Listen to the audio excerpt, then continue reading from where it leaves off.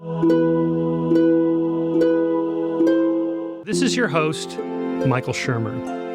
And you're listening to The Science Salon, a series of conversations with leading scientists, scholars, and thinkers about the most important issues of our time. Thanks for doing the show, and thanks for having us in your home. My pleasure, Michael. Really appreciate it. So the new book is Upheaval. This is your fourth big book. Of course, you've done several books before that, but Guns, Germs, and Steel, Collapse, The World Before Yesterday, and now Upheaval, or maybe Upheaval is the third of the trilogy if you don't count The Day Before Yesterday. I'm not sure how you're counting that. But before we dive into this, particularly because the first chapter you get kind of personal, which you haven't done in your previous books, maybe you could give us a little biographical background of how you got into doing geography and world history and comparative history from your background in physiology. How I got to doing geography is simple. It came long before physiology. Remember, I was born in 1937. So I was 4 years old at the time of Pearl Harbor, and it meant that as I was growing up, on the wall of my bedroom were two maps that my father put up, map of the European theater and a map of the Pacific theater, and every day Dad moved the pins to show the shifts in battle lines, and so I grew up with geography in my face. Then in 1950, my parents took me to Europe for the first time, and I saw the differences. And then when I lived in Europe for 4 years as a graduate student, 58 to 62, my friends naturally tended to be born 1937 like me, and I pretty quickly discovered that my friends, because of the geographic accident of where they were born, whether they were born in Britain or in Yugoslavia, or in Finland, or Germany, or like me, the United States, it meant that they were or were not, like me, orphaned, and it meant that they did or did not see their father's house bombed, and it meant that they did or did not spend the war years sleeping under a bridge, because when my German friends lived in the last town in West Germany for the Dutch border, so the American British bombers coming back from Berlin that hadn't dropped their bombs on his town. And so I realized during those 4 years that where you are born, geography, has an enormous, perhaps determining effect on one's life. And then I began to work in New Guinea, where I went out naively, knowing that New Guineans were using stone tools and not knowing why they had this primitive technology. And I immediately discovered it's not because they're stupid, they're at least as bright as Americans. But it took me a long time to figure out what are the reasons of geography, why New Guineans did not develop metal tools and did not develop writing in state society. So geography and history, they'd been in my face ever since I was a child. Yeah. But Guns, Germs, and Steel was 1996. And we're talking in the 60s and 70s, you're having all these kind of thoughts about thinking about integrating these, but you have a PhD in physiology, right? Medical? Gallbladder physiology. Gallbladder physiology. Why that? Why that? Because when I was growing up, geography was despised as a discipline. Geography used to be one of the basic social sciences like history and economics. It used to be taught in schools. And then in the 1950s, geography dropped out of American university curricula for two reasons. One is internecine fighting among social scientists. Harvard abolished its geography department, and then everybody abolished their geography departments. And then, of course, the basic reason is that in the United States, geography is not in our face. Most Americans don't have to know about other countries. In fact, the National Geographic Society every year or two does a survey of the geographic knowledge of Americans. And it turns out that not only most Americans don't know where is Iraq, Afghanistan, or New York City, but they don't know where is the Pacific Ocean, which is the biggest feature of the globe. And if you close your eyes and point, you should hit the Pacific Ocean. So part of it is that Americans' geography departments got abolished in the U.S. for reasons of academic infighting. But the other reason is that Americans' geography is not in our faces, whereas in Europe, wherever you are in Europe, a few hundred miles away is a frontier with some country that either invaded you or you invaded it, or you tried to conquer it or they bombed you. And so Europeans have to know about geography. Right. But I remember something about your father, too. He was at Harvard Medical, and he wanted you to be a medical doctor or medical researcher or something like that. Wasn't there some family pressures to go one way or another? I wouldn't call it a pressure, but it is the case that Dad was a pediatrician. He was a pediatric hematologist. He was the person who devised the exchange transfusion method for curing Rh incompatibility at birth. And he also set up the Red Cross blood bank program after World War II. In World War II, the US Army saw that it was valuable to have bank blood. And so Dad was a scientist, but also a physician. I grew up then with my mother being a linguist and pianist. I grew up with, on the one hand, the example of my mother and being interested in lots of things, but also through Dad. My idea was that I would, whenever people ask me, Jared, what are you going to do? The answer is, I'm going to be a doctor like my father. And I never thought of the alternative. In college, I began to do research. I enjoyed the research. And it was only my senior year at college that I finally came to grips with the question, do I want to be a doctor or not? And when I realized what was involved in being a doctor, no, I did not want to be a doctor. So at the last minute, I then decided to go into research, and the gentlest transition was to go into physiology, which is one of the branches of medical research. So I went to England, got a PhD in physiology, lived away from home, got a chance for the first time in my life to speak foreign languages at length and to learn foreign languages by ear in other countries and to play lots of music and to learn to play the organ. So I had a wonderful 4 years in Europe. Came back, got hired as professor of physiology at UCLA Medical School, but I had already then started a career of studying New Guinea birds, partly because of the romance and mystery of New Guinea, and partly because I had been a bird watcher. And so for decades, I carried on the two careers of New Guinea bird ecology and laboratory physiological research, but at the same time going back to my interest in history and geography and writing short articles for Nature about history and geography until two precipitating events. One, the birth of Max and Joshua, my twin sons, in 1987, when I realized with a shock, I've been talking about what the world is going to be like in 2050, but 2050, global warming, rise in sea level and so on, but I'm going to be dead by 2050. But I realize my boys are going to be 63 years old then, and their future depends not on gallbladders, but depends upon geography and history. And the other thing was being awarded in 1985, out of the blue, a MacArthur Foundation fellowship, 5 years, no strings attached. I got a phone call, and the head of the MacArthur Foundation program said in one long sentence, you have just been awarded a MacArthur Fellowship, will provide you so and such money per year and medical insurance, and there are a long sentence, very exciting. But in fact, I ended up really depressed for the first and only time in my life. And I realized it's because, to me, the MacArthur Award meant, Jared, people expect things of you, and you haven't deliver those things. You've been doing gallbladder research, but the world will not depend on gallbladders.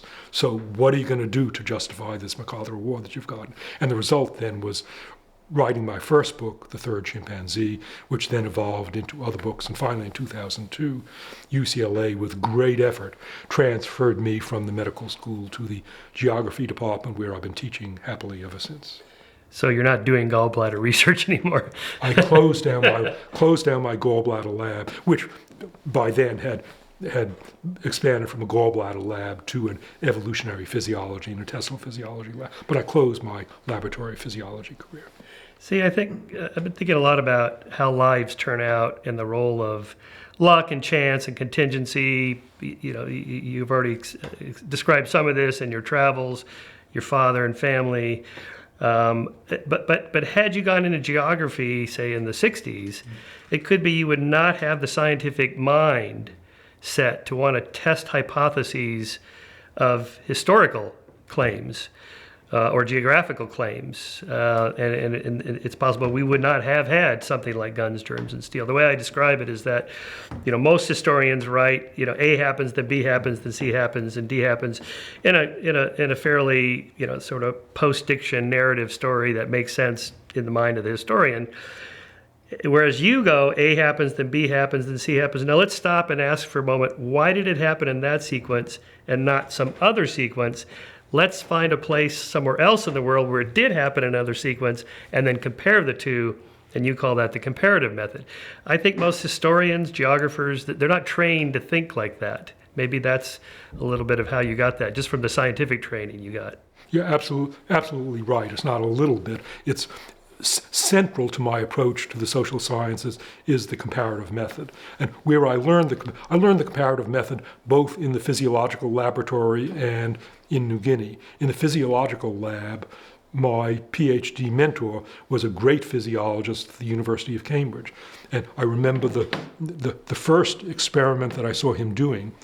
He was interested in sodium transport in muscle membranes and the possible influence of potassium on sodium transport. As an undergraduate, I'd done experiments where you do the same thing, you repeat it 6 times. But Richard took 2 muscles side by side, and one of them he kept in a sodium solution without potassium, and the other he dipped into a solution containing potassium, and then he removed it, and then he dipped it in and removed it, so that each muscle served as its control. It meant that he could form much more convincing, tighter conclusions. And similarly in New Guinea, at least Richard could do manipulative experiments. In New Guinea, you can't do manipulative experiments. It's immoral, illegal, and impossible to manipulate bird populations. So instead, to understand how the mountain mouse babbler affects the populations of the lowland mouse babbler, I can't go locally exterminating mountain mouse babblers. I've got to find a mountain where, for chance reasons, and you've got to demonstrate the chance reason, for chance reasons the mountain mouse babbler isn't there, and then I can see whether or not the lowland mouse babbler expands into the range of the mountain mouse babbler. And sometimes it does, and sometimes it does not, depending upon basically the phylogenetic distance between the species. So in New Guinea and also in the laboratory, I learned the comparative method, which for me is central in my work in the social science. Answering questions about human history, I mean, this is the kind of thing an evolutionary theorist would do. Somebody like yourself or E.O. Wilson studying island biogeography, you compare islands with their different histories and so forth. Again, I think social scientists are just not trained to do that, or historians and geographers, and yet, ironically, after your description of geography departments being canceled, you've kind of put geography back on the map as a legitimate science if somebody wants to, test hypotheses about geographical or historical claims. And yet, I recall with Guns, Germs, and Steel and Collapse, you got some pushback from people in individual fields, archaeology, anthropology, whatever, that you're not one of our tribe members. And I remember that being sort of an eye-opener for me. It's like this sort of balkanization of the academy, where you have to stay in your silo there and not venture out. So I think some of the criticisms, at least, were based on that. Yeah, there are 2 things there. First, in defense of geography, it is not remotely the case that I, Jared Diamond, put geography on the map in the United States, because geography, in fact, had become, again, a thriving discipline by the time that I joined the UCLA geography department. My geography department welcomed me, and I've had a wonderful time in the department. But it is the case that in academia in general, yes, there is a balkanization, or I think of it as a territorial trespass. If someone writes in a field other than the field where they got their degree, then they're not qualified to do it. They are trespassing. Particularly, this is true especially of some anthropologists, and it's also true of historians. So ironically, I've given seminars in many departments and schools at UCLA, and the only really hostile reception I got was the seminar that I gave in UCLA, the one and only time I was invited to give a seminar in our history department. So partly it's the balkanization, the resentment of territorial trespass. The other thing is to call it jealousy isn't giving it full credit. One can say jealousy of scientists who become well known to the public as a whole. but also it's that to write for the public, as you well know, Michael, to write for the public, you can't write in academic language that you use for your fellow anthropologists. You have to write in understandable terms. You have to use vivid examples. You can't give all the exceptions. But that means going against what we academics are trained to do. It's as if you were a person who had grown up in a house with a beautiful sister. And of course, she's a beautiful sister and she's older than you, but you were told, Michael, you should not commit incest, you should not commit incest, when part of you really wants to commit incest. And then you see someone who is committing incest. You are outraged because they are doing what you, at great effort, trained yourself not to do. And I think that's part of why many academics resent academics who write for the general public. Yeah, and I think it's a little bit different now, though, with, say, Carl Sagan's popularization of astronomy and cosmology, where he would write two different sets of writings, popular and technical. I think our mutual agent John Brockman calls this third culture, where like Guns, Germs, and Steel, that's not the popular version of your technical theory that you published in a whole bunch of peer-reviewed journal articles, and here's the simpler version. That is the version, and anybody could read it, from professional archaeologists and anthropologists, historians, to the guy at the airport bookstall grabbing a book for his airplane ride. Is that a fair characterization of all your major books? That's true. I would go beyond that. I would say that all my major books, they're not aimed only at a popular audience. They're aimed simultaneously at a popular audience and at an academic audience. So, for example, in Guns, Germs, and Steel, yes, it is understandable to a wide public, but Guns, Germs, and Steel also has an original discussion of the multiple reasons why the vast majority of large mammal species were not domesticated. There are a whole series of different reasons that I went through. It also involves an analysis of large seeded cereals based on an analysis that Marshall Bloom had done. Large seeded cereals, which are the major calorie sources of humans, large seeded cereals are distributed unequally around the world with a concentration in the Fertile Crescent. So in short, there's basic science there, but written in terms that the public can understand, but also it's science that is interesting to professional scientists. When you mention Carl Sagan, I met Carl Sagan only once, and when you mention Carl Sagan as perhaps implicitly an example of a person who got away with it, who wrote for the public, but nevertheless who was respected by scientists, Carl Sagan is actually notorious because the US National Academy of Sciences, which elects members each year, has a rare procedure, rarely invoked, in which once someone is elected, they can be de-elected, and that de-election gets reversed only if a 2/3 majority of the voting members at a meeting vote to reverse the de-election. Carl Sagan is one of the few American scientists during my lifetime in NAS who was de-elected, and the correspondence became known to the public. So it's not that I'm betraying any secrets. Members of the National Academy, challenging his nomination, said things like, he has a pretty face, but what has he ever done for science? And the result was that a vote was taken to de-elect him. He was de-elected. The vote was then taken to reverse that by a 2/3 majority, and didn't get a 2/3 majority. But the officers of the NAS, God bless them, were so outraged that there's another procedure in the National Academy whereby the president and other officers of the NAS can nominate someone as a prize winner each year, and that prize winner gets voting rights in NAS. So when the Academy de-elected Carl Sagan, the officers then turned around and gave him this membership which allows him to vote. But it just illustrates that Carl Sagan, even he got flack. And on this one occasion that I met him, the meeting happened to be a meeting of the National Academy about the popularization of science. And Carl Sagan talked about how to write for the public. And then someone asked him, a reporter asked him, have you ever taken flack for writing for the public. And I gasped, and those of us who knew what happened gasped because we were afraid he would say, yeah, I got de-elected from NAS. He said, but no, not really. But it's true, he said, that when there's a meeting and someone whose specialty is the hyperfine structure of magnesium is talking and a reporter is there and the reporter is, with glaring eyes, is trying to write about the hyperfine structure of magnesium, and then Carl Sagan walks by and the reporter immediately turns around and wants to talk to Carl Sagan. That is humiliating for the expert on the hyperfine structure of magnesium, and scientists didn't like Carl Sagan for that reason.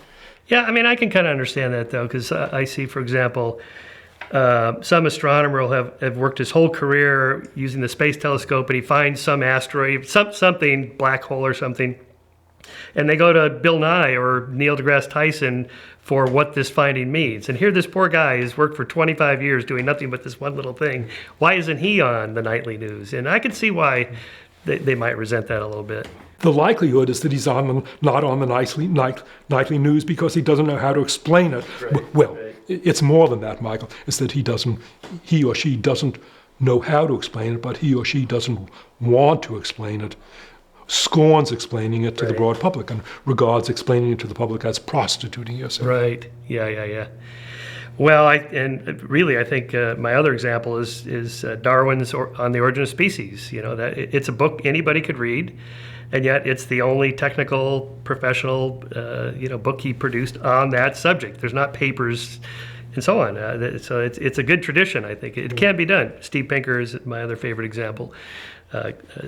Better Angels of Our Nature. That's not the popular version of some other theory. It's the only one there is. So I think it's an honorable tradition that you're carrying on. So let's get into it. So the world before yesterday is, like 6 million years to 10,000 years ago, and then Guns, Germs, and Steel is 13,000 years ago till last week. And then Collapse is what happened to civilizations that marched along and it didn't go well.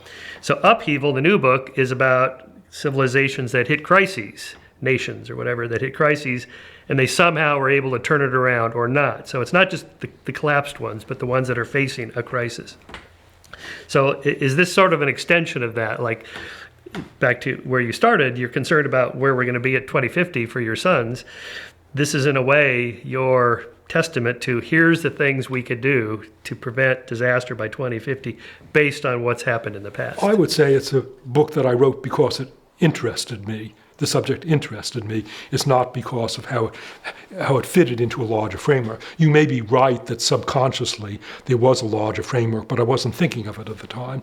It's instead, Michael, there are two sources to that book. One is that I've lived or spent extended times in quite a few countries. Germany, Finland, Chile, Indonesia, Australia, the United States, of course, the UK. And in each of these countries, I realized in retrospect that either I was there at the time of, or after, or before a crisis. I was in Germany on the day that the wall was built, and I remember the shock and rage of my West German friends. I was living in Chile a few years before Allende and Pinochet. My Chilean friends, when I was in Chile in 1967, explained to me that we Chileans, we are not like those other Latin American countries. We are a democracy. We know how to govern ourselves.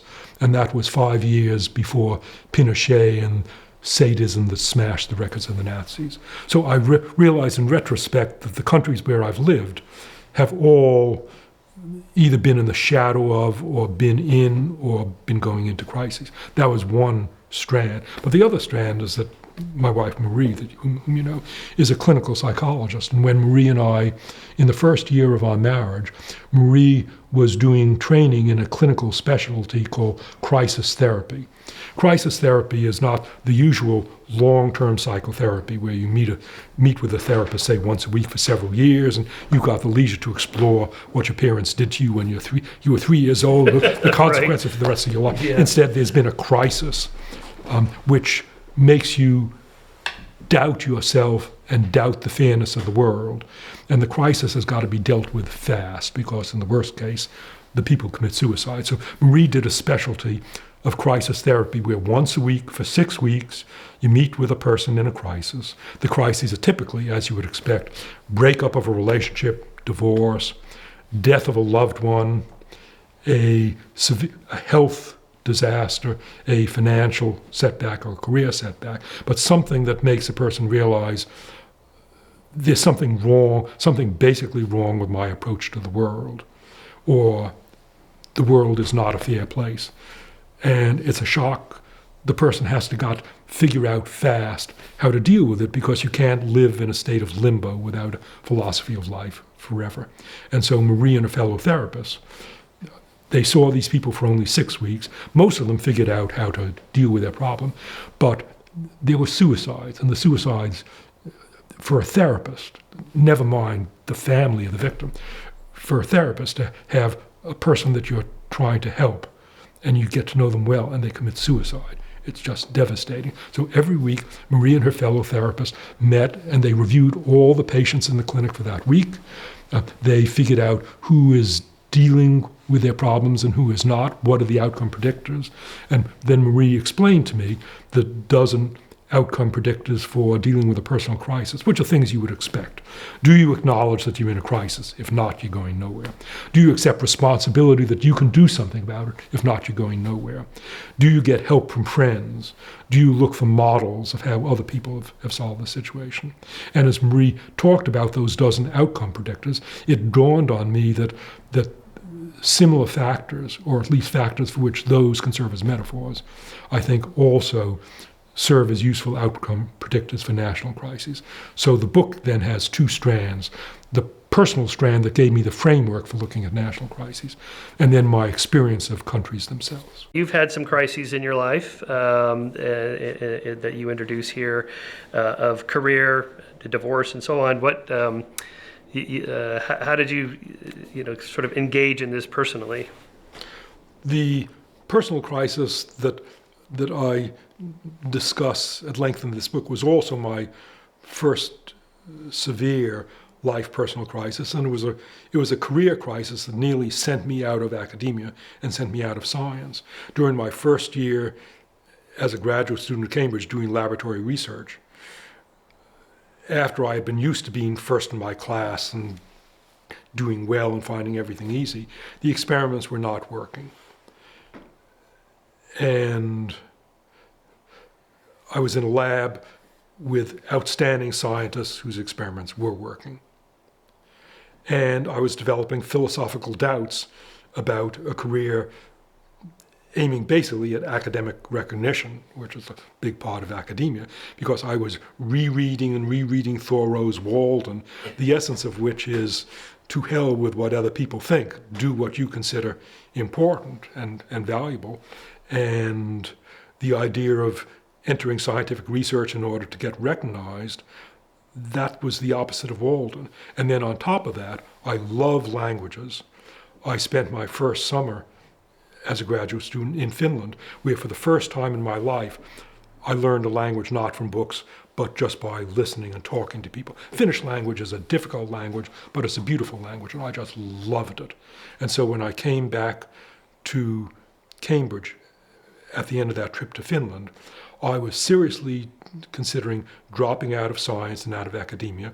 Instead, I was thinking, I'm going to go to Switzerland, I'll enter a school for simultaneous translators, and I'll become a simultaneous translator at the UN, because at least I can do that, whereas I'm a failure at laboratory science. And, fortunately, my parents happened to be coming through Europe then. We thrashed it out for a week, and God bless them, although it must have been agonizing for them. They listened to it, they didn't tell me what to do, and finally, after days, while we were sitting on a Paris bench, just thrashing it all over again, my father said, well, you've been doing research as a graduate student for only a few months. Maybe it's early to make such a big decision. What do you think about trying for another half year doing scientific research? And if after half a year you don't like it, then you can drop out of research. But to do it now, don't you think it might be premature? And it's not that staying in research is an irreversible decision. You can reverse it. That felt right to me. And so I stayed in research. The experiments began to work. I forgot about the philosophical doubts of Thor Rose Walden because the experiment was going well and I was getting recognition and I was no longer thinking about how second-rate it is to care about. Yes, I enjoyed recognition. And so I stayed in scientific research. But graduate school in England then, there were no course requirements. The only requirement was at the end of 3 years to write a PhD thesis. And so I had lots of time free. I had time free to supplement my income by translating Russian, which I had learned, Russian articles into English. I had lots of time to play chamber music, spent huge amounts of time playing chamber. I would spend up to 8 hours a day teaching myself to play the organ and set out to play all the organ works of Bach's. And so it was a great experience, but on top of that, I also stayed in research. But long-winded story, it illustrates that it was a career crisis for me, which got resolved by my recognizing that there were some things that I could do well and other things I couldn't do well. I was never going to succeed at science that involved complicated machinery because I was no good at that.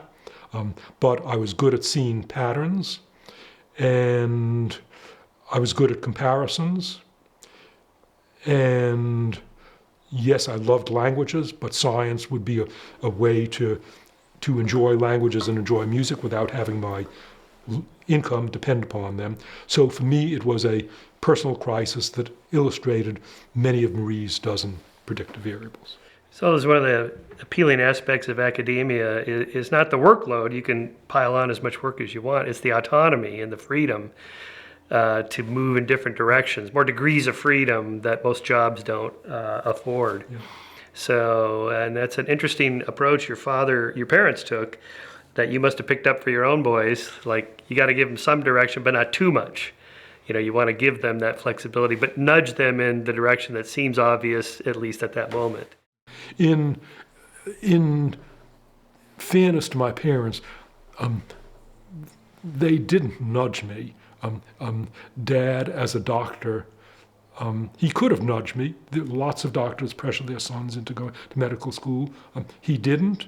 When I decided not to go to medical school, Dad did not give me flack. And then as far as my own children are concerned, Michael, I did not nudge them at all. Instead, I watched them and I saw what they were interested in. For me, the model in bringing up my own children was how New Guineans bring up their children, giving children the maximum autonomy. And I saw what Max and Joshua were interested in. Max, at age 3, fell in love with snakes. All right. This boy wants snakes. Marie and I are not interested in snakes, but he wants snakes, so I began taking him on trips to find snakes and frogs. And Joshua got interested in military history because when we were taking a long walk, to motivate him to keep walking, I told him stories of Second World War battles, and then he wanted more stories of battles. So I began taking him on trips to Civil War battlefields and then to Guam and Saipan to see World War II battlefields. So each boy, I just tried to see what they were interested in, and Josh also seemed to have an interest in geology. I bought him a pickaxe, took him on a geological field trip, and it quickly became apparent that no, he wasn't interested in geology. So you have to just try lots of things. Yeah. That reminds me of Alison Gopnik's, the developmental psychologist at UC Berkeley. Her book is The Gardener and the Carpenter. And carpenter parents try to build their children into something that they think they should become, which she says is a mistake. Rather, as a gardener, just creates a rich soil in which they can grow in, and you just nourish them and water them and feed them and just sort of let them go their own way, which is exactly what you just described. So let's just take an example, and then from personal to nations. We don't have to go through all Marie's all 12 points, but I've lost my job, I just got divorced, or a death in the family or something. What are the couple things I got to do? Like, you have this build a fence around it, take responsibility, those sorts of things. And then what's the analog to, say, a nation facing something equivalent? An example is Chile, one of my 6 countries. Chile, when I was living there, was undergoing a breakdown of political compromise between the left, right, and center. After I lived in Chile from 1970 to 73, Chile had a president, Salvador Allende, who's widely regarded as a saint and was a very effective minister of public health, but lacked a sense of what was politically feasible, unfortunately. And he tried to engineer Chile becoming a Marxist state democratically, not by a coup. But remember, this was 7 years after the Cuban Missile Crisis, and there was no way that the Chilean army nor the US Department of State were going to tolerate Chile becoming a Marxist state. And so eventually there was a coup d'etat under General Pinochet that overthrew Allende. He committed suicide. 100,000 Chileans were driven into exile. And the Chilean government then changed a couple of things drastically. It became a military dictatorship instead of a democracy. And it also reversed economic policy. Instead of having tight government control, strong government interference, there was a change. Under Pinochet, economic policy became laissez-faire, supposedly based on the US model. And Pinochet remained in office for 17 years until he made the mistake of standing for election. He was voted out. When the Chilean socialists came back into power, they had been in exile in Europe for 17 years, and they had learned something. They learned that socialists who don't compromise politically don't accomplish what they wanted, and socialists in Western Europe who do compromise do accomplish what they wanted. So the story of Chile illustrates many things. It illustrates selective change. Chile changed the form of its government, it changed its economic policy, but Chile retained the same territorial boundaries, and it remained a Catholic country, and it remained perhaps the most highly educated country in South America. So there was selective change in Chile. Chile adopted a model of American economic policy. Chile got help or failed to get help. Allende did not get help from the United States. Pinochet did get help from the United States. Chile illustrates national identity for people, individuals having a crisis, a predictor of whether or not you're going to get through the crisis, whether you have what's called ego strength, whether you have confidence or whether you depend for your self-image on other people. Nations don't have individual ego strength, but they have an analog of that, national identity. Chileans have a strong sense of national identity. We are Chileans. We're not those other Latin Americans. And all of us are Chileans. Where that made a difference was that when Pinochet went out of office, it would have been natural for the socialists to take revenge on the military government that had tortured Chileans in large numbers. But the fact was that in the election that turned out Pinochet, 45% of Chileans had still voted for Pinochet. And the socialists recognized that they've got to run a country not just for the 55% of their supporters, but for the 45% of their opponents. And so the first Chilean democratic president after Pinochet, in his inaugural address, when his supporters were hoping that he would say, we are going to get those torturers, he instead said, we are going to build a Chile for all Chileans.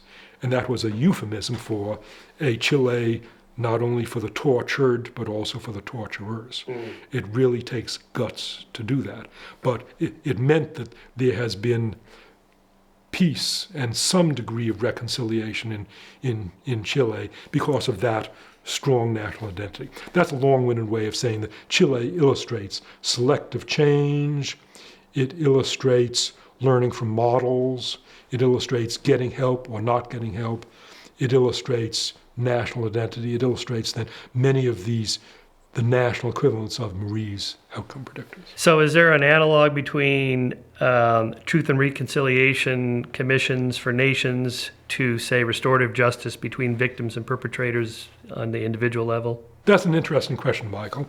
Restorative justice at the personal level between the victim of a crime and the criminal turns out to be often effective in leading to emotional clearance, both for the perpetrator and for the victim or for the victim's relatives. In the case of countries where horrible things have been done, either by one country to another country, what the Germans did to the Poles and Russians, what the Japanese, and apologized, what the Japanese did to the Chinese and Koreans, and by and large have not apologized effectively, or within a country, what the Chilean military did to the Chilean socialists, or in Indonesia, what the Indonesian military did to the Indonesian communists. One might think that yes, truth and reconciliation movements, such as in South Africa, are necessary to get beyond it. And in some countries, truth and reconciliation movements have had good outcomes. They've undoubtedly helped South Africa. They seem to have helped Mozambique. It's complicated because research on this in, I think it was Sierra Leone, where there were terrible things during a civil war, large numbers of people getting killed and having their limbs hacked off. There was then a Truth and Reconciliation Commission afterwards in which the perpetrators were brought together with the victims. And the lesson learned from the Truth and Reconciliation meetings is that the political process became better. There was political healing, but the consequences of individuals were traumatic because the individual victims had dealt by covering up, and when they were pulled raw again by going face to face with a killer of their children, the result then was increased trauma of truth and reconciliation for the individuals, but better functioning in the political process. Is the individual trauma the price that you got to pay for the political process? Steve Pinkert has a funny story in Better Angels of Our Nature, where he was on a trip to Japan and he picked up a little booklet, tour guide booklet, sort of, here's the last 100 years of Japanese history. And it was pretty much, it was blank between 1935 and 1945. And he has a funny line like, I guess nothing interesting happened in Japan between 1935 and 1945. And that Japan apparently has not been forthcoming about their crimes. Well, I married into a family with a Japanese branch. Marie has two branches of her family who are Japanese, and so I hear a lot from my Japanese nieces and from my Japanese cousins about Japan. And then at UCLA, I have lots of Japanese students. But I also have lots of Chinese and Korean students. And it is true that in Japanese schools, there is little taught about World War II. This is justified by saying in 2,000 years of Japanese history, World War II just lasted 5 years. And Japan is at the opposite extreme from Germany in how they've dealt with World War II. The Germans eventually became pitiless at acknowledging what they did. And so we just had a visit from the grandchild of my best friends in Germany, after whom my son Max is named. And their grandchild, she did school research on the Holocaust. Of course, she, like most German school children, went to concentration camps. Outside Berlin is Sachsenhausen. Outside Munich is Dachau. So most young Germans go to the concentration camps where the Germans are just pitiless about describing what the Nazi government did. And the Germans have gone to a lot of effort to try to establish as good relationships as possible with Poles. But the result is that there's now massive movements between Poland and Germany. The majority of young Catholic priests in Germany are Poles because young German Catholics don't want to enter the priesthood. And in this German family, that my best friends, the son, the nephew of my best friend, married a Polish woman, and although the woman of my best friend, her father was killed on the Polish front under miserable circumstances, nevertheless her son has married a Polish woman, and the woman's parents have come visited them in Germany. This is remarkable reconciliation. Yeah. But in Japan, between Japan and China and Korea, that is not the case. Right. As you know, my wife Jennifer is from Cologne. And so when she moved here to be with me, which I still can't believe, and she may still change her mind, she was amazed at all the shows on the Nazis on TV. And it's like, this is all we grew up with. That's all we heard about was the Nazis, Nazis, Nazis. We're never, ever, ever going to even think about doing anything like that again. It's just pounded into us, you know. Anyway, so I thought, wow, that's really different than in other parts of the world. Another interesting thing on national identity, you know, Germans do have a national identity. You know, the German engineering, hardworking, you know, it's a tight culture, norms of, you know, obeying rules and laws and so on. It's very tighter than, say, the American culture. And I hadn't really given much thought to national identity till I read your book. There really is such a thing. Yeah, and in the case of Germany, so German national identity for Americans and British of my father's generation, German national identity is the Nazis and the Kaiser and imperialism. But Germany is different from the United States. The support for the arts is massive. Public support for arts is massive in Germany. I remember I was on a wine tasting trip to the Rhineland, to the Moselle, and I had a free evening. I was in a town called Trier, a little town of 100,000, which is the main wine shipping town on the Mosel. I had a free evening, so I went to one of these Litwas, so it was these columns that says what's on. And here in this town of 100,000, there's an opera company. And so I went to the opera that evening. They were doing Mozart's Marriage of Figaro. It was a first-rate performance. It was not like the Met. The singers came to the front of the stage and looked at the audience. But here in this town of 100,000, and in many or most German cities, 100,000, there's public support for the arts. That's one thing. Another thing is that there are aesthetic standards. Here in Los Angeles, on my street, you can build a house in whatever way you want, and so there is no standard, no atmosphere in this, no shared atmosphere in this part of Los Angeles. And that's widely the case in the United States. In Germany, again, my German friends, in their village, the houses have to have tile roofs, and the tiles have to be of a certain size and color. It's the tradition. That town has had those tile roofs for hundreds of years. An American would say, that's intolerable. I want my house to look like whatever I want. And yes, our houses do look like whatever they want, and the result is ostentation and no sense of local color, whereas in Germany there is a sense of local color. Those are just a couple of long-winded examples of national character, national shared traditions in Germany.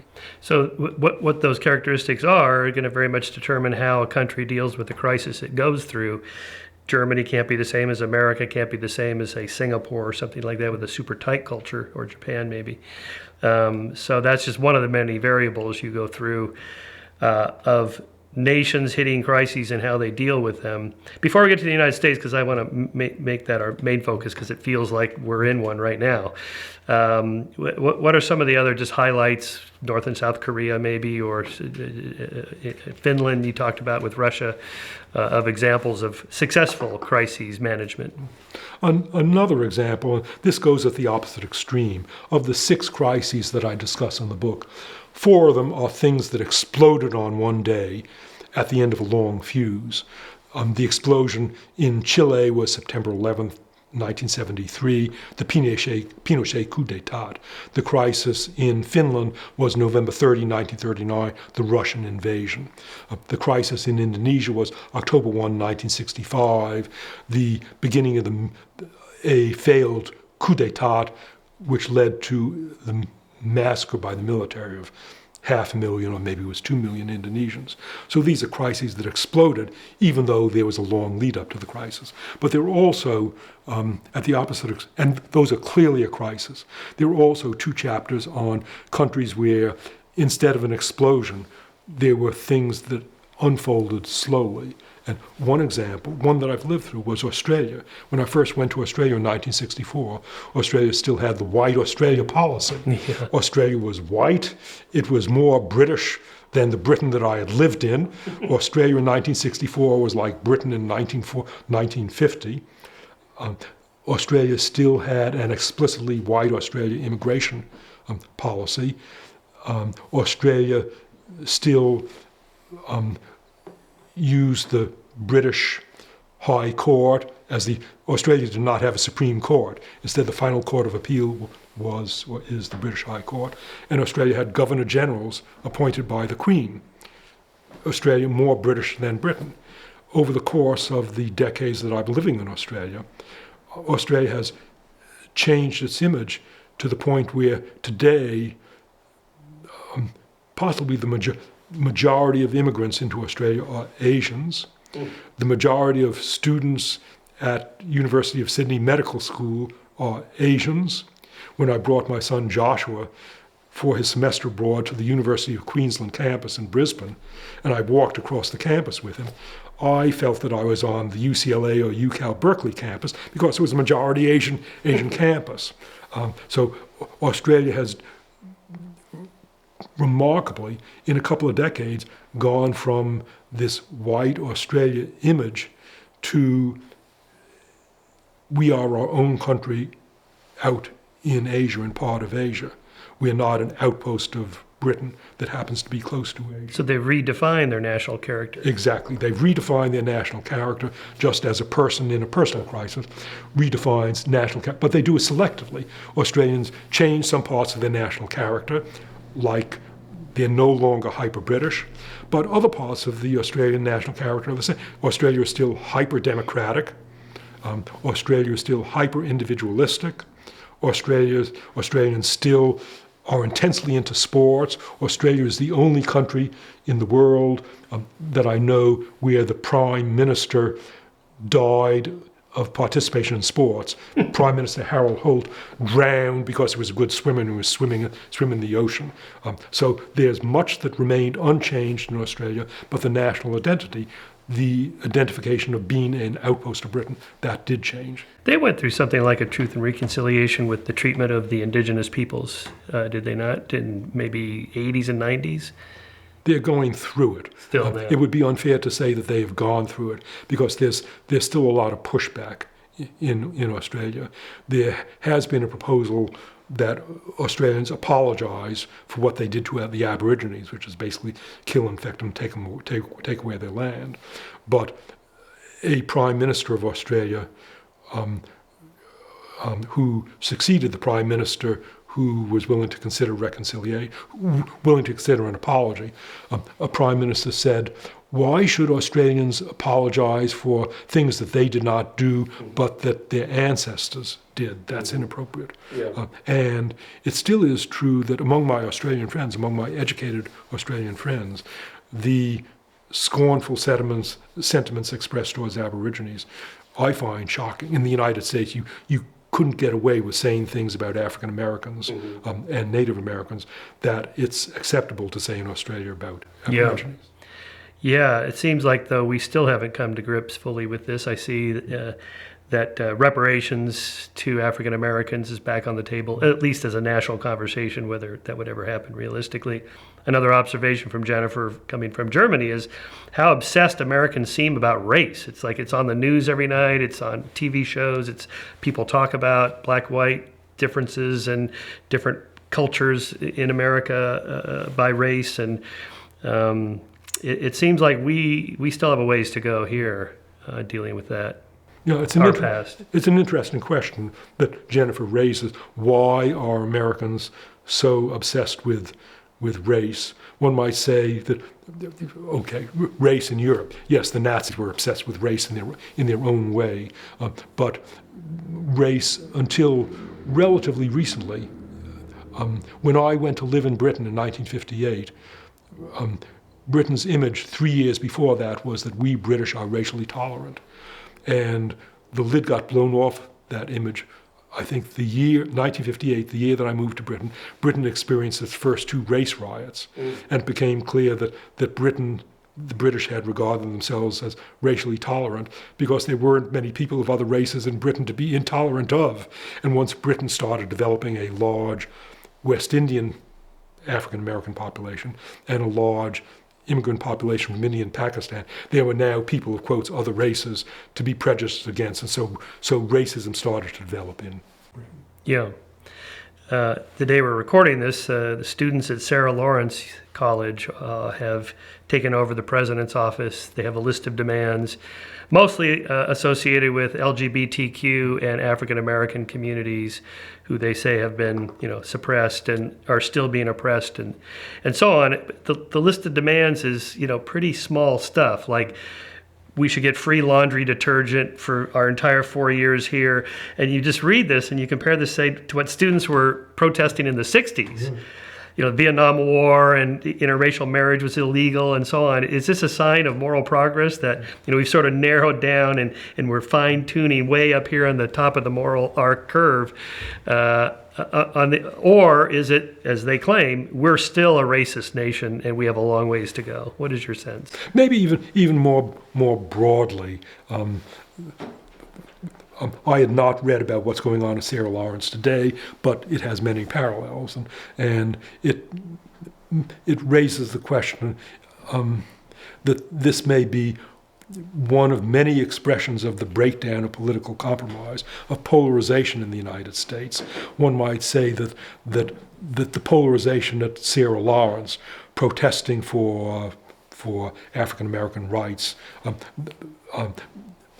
many educated or liberal Americans would say that's virtuous, and they would say that other forms of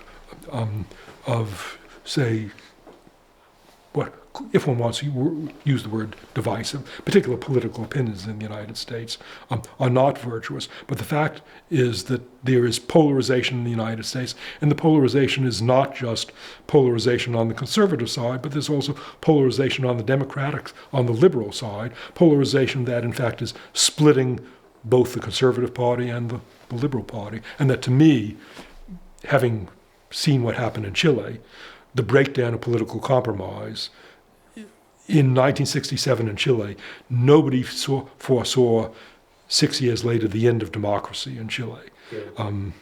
And when one sees the polarization in the United States, most Americans would say the United States is not going to be in military dictatorship within the next 6 years. And yes and no. The United States is not going to experience a military coup d'etat in the next 6 years, whereas Chile did experience a military coup d'etat. But there are other ways to demolish a democracy than having a military coup d'etat. We won't have a coup d'etat in the United States because the military has never played a role in politics. But there are other ways you can abolish democracy, such as preventing people from voting and preventing people from registering to vote, or if they register to vote, making it difficult for them to vote, or gerrymandering districts, or stacking the judiciary so that supposedly 3 branches of government become 1 branch of government. There are many ways to end democracy. Yeah, that section in your book was, is stuff I mostly know about, but when you put it all together, it's like, holy crap. Especially with, although just to push back on that one point, Trump's lawyer, Cohen, in his congressional testimony, remember he said, I'm not at all sure that if Trump lost in 2020, he would step down. I kind of implied that, well, what would he do? Just surround the White House with troops and say, I'm not leaving? I don't think that'll happen. It seems so unlikely, but the fact that it would even be said by his own lawyer is kind of scary. Right. Well, okay, that's an interesting question. What might happen in 2020 if Trump lost the election? In Chile, he would call out troops, but in the United States, he would not call out troops. Instead, there would be suits before the Supreme Court. There would be what happened in 2000, suits challenging the validity of the votes in various states, and would go to the Supreme Court, and the Supreme Court would already have a majority appointed by Trump, and the Supreme Court would decide that yes, those states that had voted for Trump's opponent, that many of those votes were false ballots, and so yes, Trump did win the election after all. Right. Oh boy. Well, it could happen. Yes, that's right. It happened in 2000 with Gore and I see that as a real possibility. That's right. Yeah, and that would be undermining democracy. What are some of the other factors? I was thinking about, talk radio. I've been listening to talk radio since really Rush Limbaugh started. In 1980, I was a bicyclist in Orange County, and one of my cycling friends said, "You got to listen to this guy on the radio. I've never heard anything like this." And I just listened a little bit. Now, I'm not a conservative, but I thought, holy crap, I can't believe this is, and he just became ever more divisive, and then that market opened up. And then the liberals came in with, Air America, and, they tried to counter with liberal talk radio, and that never really took off. There's something about conservative talk radio that is more successful marketing-wise than liberal talk radio, although on television, Fox News is sort of matched by MSNBC, and Bill Maher has his show that's pretty liberal and successful, so it seems more of a balance there. But all of that seems to be pushing us further apart. I mean, Obama himself said, if I only watched Fox News, I would hate me. and that can't help. That's true. So there is the political polarization in the United States, raising the question why. And again, from my background, essential to how I operate in the social sciences is, on the one hand, comparisons, but on the other hand, chains of causes. So what guns, germs, and steel? Why did Europeans expand around the world? Well, the immediate reason is they had guns, germs, and steel. But that's not enough. Why did Europeans have guns, germs, and steel? Because those were invented in the Fertile Crescent 3500 BC. But that's not enough. Why were they invented in the Fertile Crescent 3500 BC? And why were they not invented in New Guinea 5000 BC? And that goes back to the origins of agriculture. So I'm interested in chains of causes. Political polarization. Why political polarization in the United States? A proximate contributing factor is what you just mentioned, namely niche news. That people listen to news from a niche channel that corresponds to their own views, and they never hear the views of the other side. So, for example, I have a good friend who happens to be Democratic and liberal, and she was explaining to me what she does with Facebook, because I'm not into Facebook. She was showing me how Facebook operates, and she showed me that with Facebook, you have posts, and you post things, and your friends post things, and when one of her friends posts something that's conservative, she does something called unfriending that. She wipes them off, and this is serious. She unfriended her aunt and uncle because their political views disagreed with her. All right, so niche views are a proximate cause of breakdown of political compromise. But why should there be niche views in the United States? Why not niche views in Germany? And why now in the United States, and why not 15 years ago in the United States? What is the ultimate cause of niche views? Now, just to do a check on our own possible recency effect, that we're not just noticing it because we watch the news. You and I are old enough, you're older than me. My first election was Nixon 72. It was pretty contentious. I took a poli-sci course in which we were studying Watergate in the newspapers every day. That was pretty contentious and divisive, and you go back to Kennedy, Johnson, Kennedy, and Nixon and all that. That was pretty divisive. Is it really worse now than decades past? Objectively, it is much worse now. Measures include the frequency of filibusters and the frequency of cloture to overturn filibusters. Filibusters, historically, they were a rare tactic in the United States to force political compromise. Filibusters were carried out by the minority, a determined minority. They were rarely practiced. I think there were something like 68 filibusters in American history in the Senate until, 2008. And filibusters can be overturned by cloture, which is even rarer. There are a handful of clochures in American history. There were more filibusters and more clochures, far more during Obama's 8 years than during the entire previous expanse of American history. Just to prevent him from doing anything. Yeah. And similarly, well, but it's not one-sided. It's not that only the Republicans were getting more extreme, but also the Democrats were getting more extreme. And similarly, the denial of presidential appointments.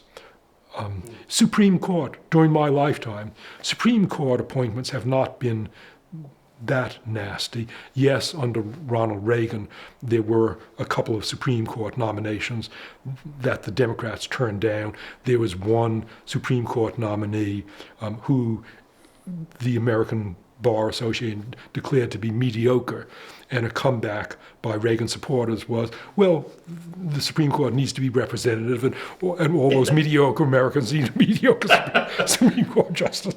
So there were a couple, but generally speaking, even Supreme Court appointments have not been that controversial in history in the United States, whereas in the Obama years, more even lower level appointments got blocked or overturned. A friend of mine was nominated for a second level position in NOAA, National Aeronautics and Oceanic Administration.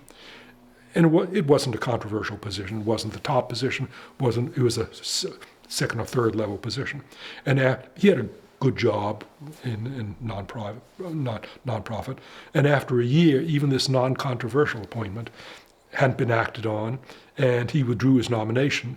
There was an ambassador who hadn't been acted on for 2 years, and then he died, so he never served as ambassador.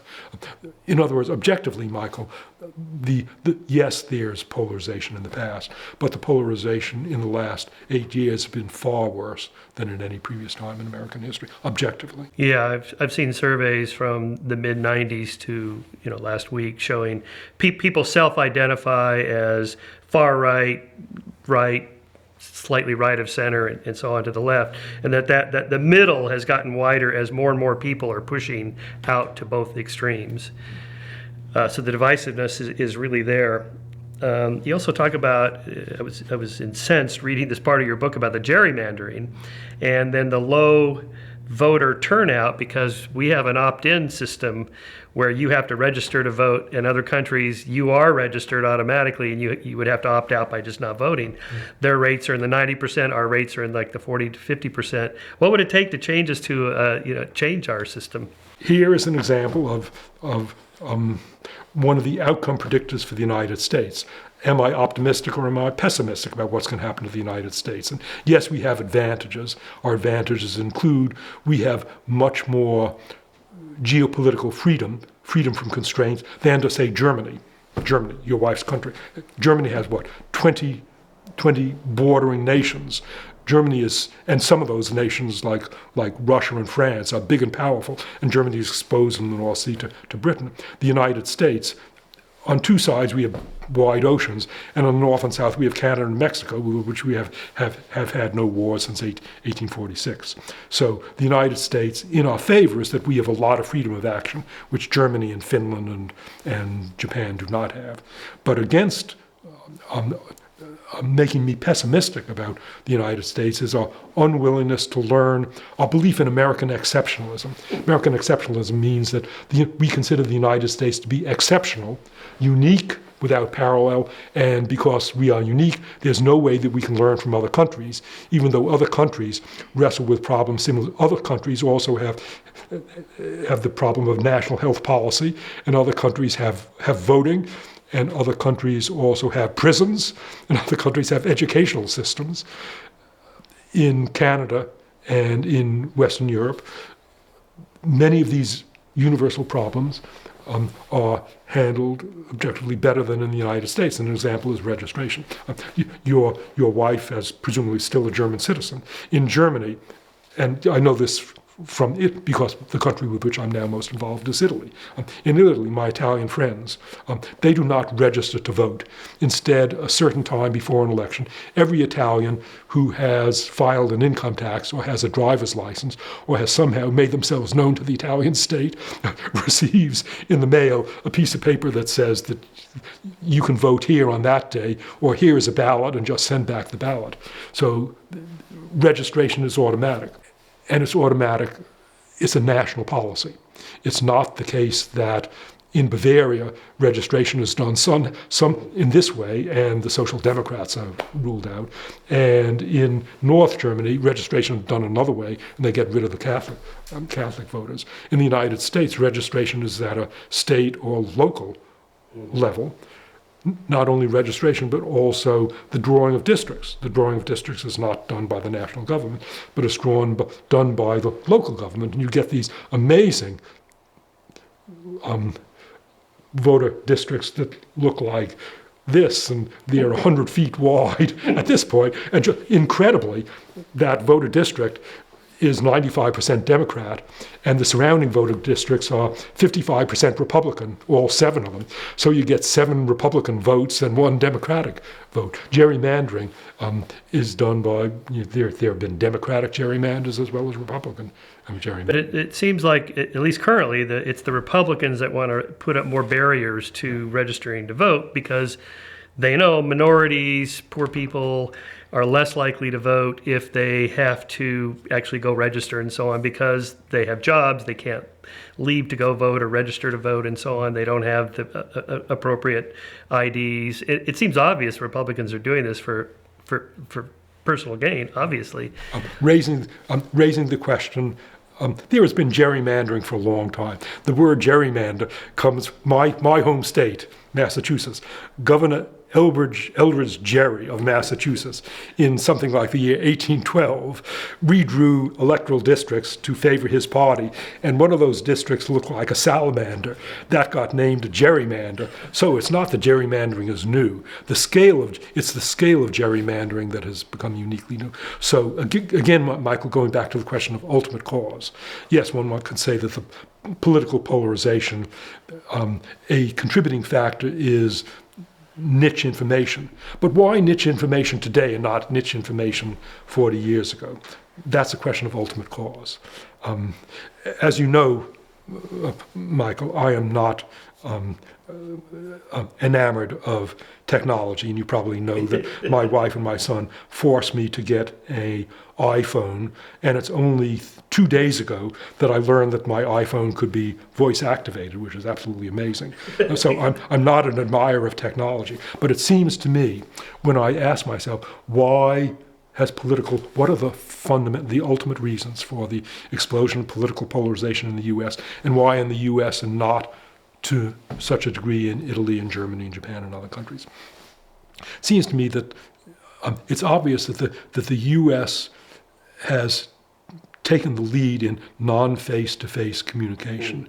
We've always had an issue in the United States because our country is so large and Americans move so much. When Americans move, in Germany, when you move from München to Hamburg, and in a day's train ride, you go see your friends in Hamburg. In the United States, when you move across the country, and you separate yourself from your lifelong friends. So the United States has always had low, what one can call social capital. But the explosion of non-face-to-face technology, like other technologies, began in the United States and has spread elsewhere.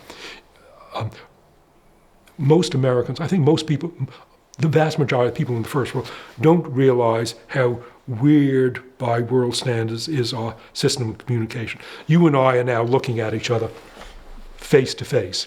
This is the longest face-to-face conversation I've had with anyone all week, and possibly in the last 2 weeks. It's exceptional for 2 Americans to sit a few feet from each other and to talk to each other, hearing each other's voices, looking each other's faces, watching the movements of your face and expression, seeing your body movements, experiencing you as a whole human. Well, in New Guinea, this is normal. In New Guinea, all communication is face-to-face. There is no alternative. There was no alternative.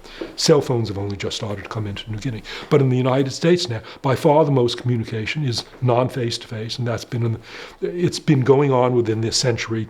Radio, and then television, telephone, and then television in 1948, and then the computer and email, and now cell phone. But it's exploded so that now it's estimated the average American is looking at a screen, 6 to 8 hours per day. Yeah. And the amount of face-to-face communication we have is shrinking out of sight. But if a person is words on a screen, It's easy to be insulting and dismissive Yeah. and loathing towards words on a screen. I'm not going to say to you, looking in you the eye, the horrible things that I might say of people that I hate if they were words on a screen. I would have inhibitions about saying these things to people that I hate to their face, although Right. I would say it on a screen. So it seems to me a possible ultimate explanation for the breakdown of political compromise, not just breakdown of political compromise, but the breakdown of social compromise generally in the United States, is that the United States, as the leader in world technology, and as a place where social capital was always on the thin side compared to Europe, the United States is taking the lead in non-face-to-face communication, which is an invitation to be insulting and dismissive of. Yeah, the moralization about other people's positions.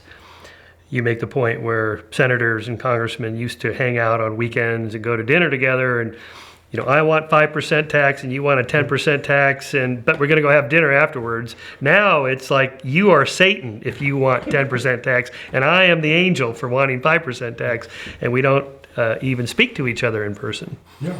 That's pretty divisive. Yeah, I mean, in other words, the ultimate cause you're talking about is that we have this evolved capacity for reading each other in person that we have basically done an end run around with technology. That we Americans, yes. Yeah. we Americans, but not those Germans and Italians and Japanese. And you may object, well, Germans and Italians and Japanese have cell phones, and in fact, Italians and Japanese make more use of cell phones than of Americans. But the fact is that social capital has been strong in Germany and Italy and Japan. Yeah, there's always. that book, Bowling Alone. Yeah, That's right. Social capital. Wonderful book by Robert Putnam, yes, that's right.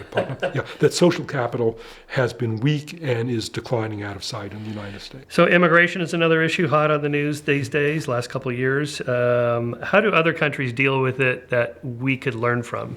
That is, Michael, you read my mind. The chancellor of UCLA asked me to, UCLA is running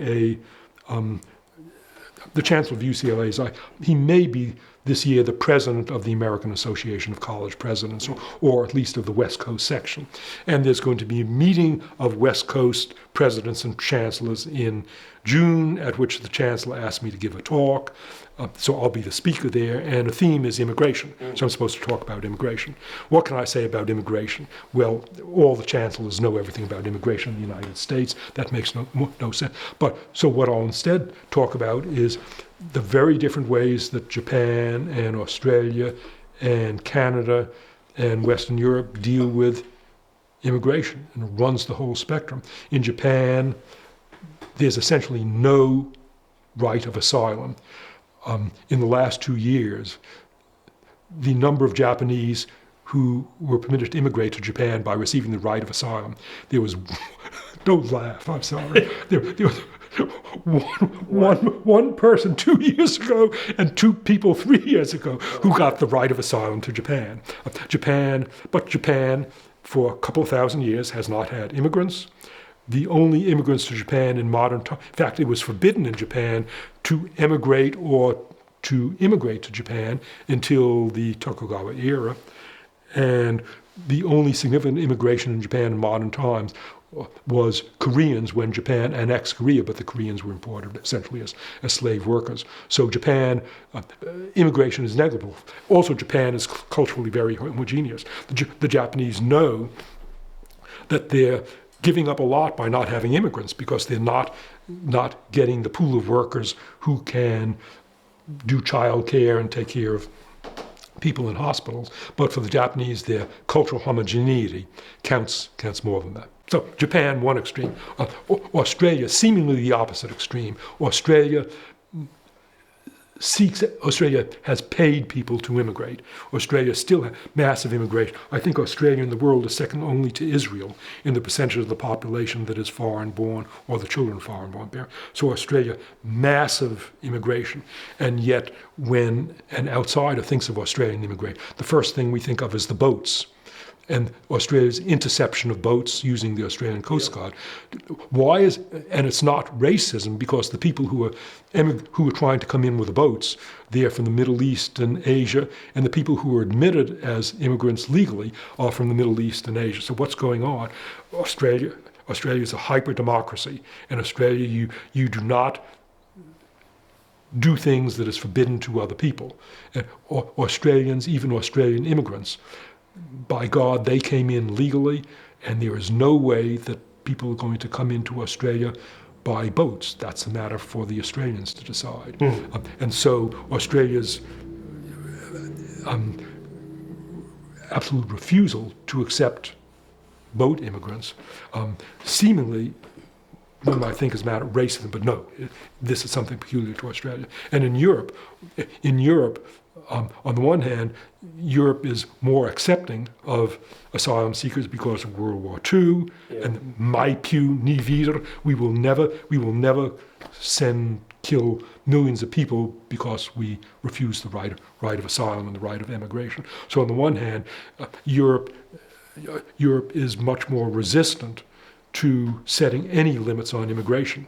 But on the other hand, Europe is what? Pantelleria and Lampedusa, the Italian islands, 40 miles from Africa. And in Africa, the population of Africa is about 1 billion people, essentially all of whom are economically and politically disadvantaged compared to the situation in Europe. So the fact is that almost all Africans would be better off if they were in Europe. Europe cannot absorb 1 billion Africans, on the one hand. On the other hand, there are lots of Europeans who say, we will never set a limit. For me, the most dramatic moment of my last visit to Italy was attending a meeting on immigration where the question came up, should Italy have a numerical limit on immigration? And an Italian professor responded, even if we had 1 million immigrants, Italy with 60 million people, 1 million immigrants per year in Italy would be as if the United States were taking in 6 million immigrants per year. There's no 1 million immigrants is absurd. But this professor said, if we had a limit of 1 million immigrants and one more person arrived, there is no way that we would turn away that 1 millionth and one person. So there's this strong resistance setting a numerical limit in Europe. There is the history of the consequences of denying asylum, but there is the cruel reality of 1 billion people in Africa and all those people. Right, so Angela Merkel got pushback for letting in too many Syrian refugees. Right, and Sweden, hyper-liberal Sweden, refused to have any numerical limits on immigrant. My last visit to Sweden, I was receiving an award where my dinner partner was the Crown Princess of Sweden. Very nice and educated and socially progressive person. And she's been among the leaders in Sweden in advocating a permissive immigration policy for Sweden. And yes, there was a permissive immigration policy to the point where now 15% of the population of Sweden is immigrant, which is if in the United States 50 million immigrants had been admitted in recent decades. But Sweden also has a very generous social support policy, which means that it's very expensive for Sweden. And in the world, where is the United States on immigration policy in terms of openness and allowing the number of people, percentage of population in? It's hard to say. Clearly, we're much more liberal than Japan, and not as much as Australia, maybe. Perhaps not. We don't actively seek immigrants the way Australia does, but it's hard to say because in the United States there's a dichotomy between official immigration policy and the facts of. Yeah. Well, we live in LA, and just driving up your street, I see Mexican gardeners all over the place. Maybe some of them are legal, maybe some of them are not legal. I don't care. To me, let the economy determine how many jobs there are, and then they'll fill them or not. But the conservative argument is that why should they jump the line over other people that are doing it legally? Yeah. And that's also the Australian argument. The Australian argument is we welcome immigrants. We are paying people to immigrate. We make it relatively easy for people to immigrate. There are procedures to immigrate, and if you want to immigrate, apply, and we will decide whether or not. So, but in Australia, we do not tolerate going ahead of the line, and that's true of both immigrants. A contrast case to the United States is Canada. Now, Canada doesn't have a border with Mexico, so it's easier for Canada to control its immigration policy than it is for the United States. In the United States, the great majority of immigrants are admitted legally under the criteria of family relationships. Do you have a first-degree relative? But not only do 70% of our immigrants today get admitted if you got a first-degree relative, but those first-degree relatives themselves, a lot of them were admitted because they had a first-degree relative. So relationships, family relationships, are in fact the biggest criterion for admission to the United States. Whereas in Canada, there are about a dozen criteria for admission, which includes whether or not you can speak English or French, whether your education, whether you bring a job skill that is important in the Canadian economy. In short, whether it's good for Canada. And the result is that in Canada, 85% of Canadians approve of Canadian immigration policy, whereas you can laugh or cry at the idea that 85% of Americans might approve of American immigration policy. But it's fundamentally because Canada asks what is good for Canada. And the United States asks and said, do you have a relative? And let's not talk about whether those are the immigrants who would be most useful to the United States. Yeah, you make the point that all Americans are immigrants, including Native Americans, because they immigrated 13,000 years ago. Yeah. So, I guess at some point you draw the line. At the end of the moral arc, I speculated about, that the concept of the nation state is only a few centuries old. Maybe at some point national boundaries will dissolve, at least economically. You'll have maybe some political borders for tax reasons or whatever, but a super porous border economically, and that'll dissolve a lot of these national tensions that seem to periodically erupt. I wrote that in 2014, 2015. Seems like it's worse now. It seems like we're more obsessed with national borders and that sort of thing. I agree. I agree. I do not see. Well, it's not a matter of my not seeing. Who cares what I see and what I don't see? I think it's a fact that nationalism, national identity, has gotten stronger, certainly in Europe, and one can argue about whether in the world generally, in the last few years. Let's talk about the end of the book here. You have a beautiful chapter summary on the meaning of history and the role of historical forces versus so-called great man theory of history. Great in this case is not necessarily morally good. Hitler, was a great man in the sense of making a substantial impact on history. Is Trump the orange Hitler, as Bill Maher calls him, or is that too much of an exaggeration? Michael, you may have noticed that the word Trump appears only once in my book. Right. It appears in the preface where I say, this will be my last mention of Trump because this is a book. This is not a magazine article, right. Which will be superseded in 3 weeks. This is a book. My book, The Third Chimpanzee, is still in print after 28 years, and I hope this book will be in print after 28. If I wrote anything about Trump, or if I wrote anything about Brexit, it'll be wrong next week. And so I said absolutely nothing about Trump. But there was also a policy reason for doing that, which is that the issues in the book cut across the whole spectrum. The issues that are of concern to conservatives and the issues that are of concern to liberals. Let me ask it more broader. Do we have enough checks and balances in the American system that no matter who it is, they're never going to be able to tear the whole system down? We don't know. We don't know, Michael. And a few years ago, I think you and I would have said, yeah, we got enough checks and balances. And now you and I would both be uncertain whether we got enough checks and balances. What I can say is that within the next 10 years, we will probably discover whether we have enough checks and balances. Jared, it's a beautifully written book. I loved every sentence of it because you're a very artful writer. You write here about sort of reflecting on the book itself. Pessimists may respond to these suggestions, the ones you're making about solving crises, by protesting how absurdly obvious. We don't need Jared Diamond's book to tell us to practice honest self-appraisal, to look to other countries for models, to avoid retreating into victimhood, and so on. Then you say, no, we do need a book because it's undeniable that those obvious requirements have so often been ignored and still so often ignored today. People who paid their lives for ignoring obvious requirements in the past include the Melanian men, hundreds of thousands of Paraguayans, and millions of Japanese. People whose ignoring of obvious requirements threatens their well-being today include my fellow several hundred million Americans. That's a beautiful wrap-up there in terms of like what, really it's a letter to your fellow Americans saying we have to be careful. This isn't guaranteed. Yeah. And then you close out, those are among my reasons for not listening to the pessimists and giving up hope. So you're an optimist still, as am I. But for continuing to write about history in order that we'll have the option of learning from history, if we so choose. That's the key part. It's not guaranteed. We have to choose to do so. In particular, crises have often challenged nations in the past. They are continuing to do so today.